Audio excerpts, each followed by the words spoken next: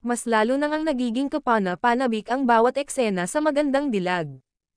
Tuluyan nang ang nakalabas ng kulungan si Blair. Ngayon ay kasama na naman niya ang dalawang kaibigan Impacta. Nag-iisip na naman ang mga ito ng paraan kung papaano magagantihan si Gigi at paano maaalis ang kaso ni Magnus. Napagdesisyunan ng tatlong ugok na mas magandang tumawag sila ng galame ni Magnus upang isagawa ang maitim nilang binabalak. Sa kabilang banda, patuloy naman ang planong pagsampa ng kaso ni Gigi kay Magnus at talagang pinaghahandaan nila ang bawat hakbang dito.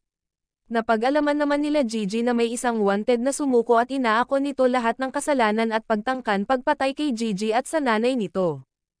Pinuntahan naman ng kampo ni Gigi ang sospek at inoferen ito ng mas malaking halaga upang mapaamin na binayaran lamang ito ng kampo ni Mayor Magnus, ngunit hindi pa rin ito umamin. Sa kabilang banda ay hawak na pala ni Magnus ang pamilya ng lalaki upang sakali mang bumaliktad ito ay papatayin niya isa-isa ang mahal nito sa buhay.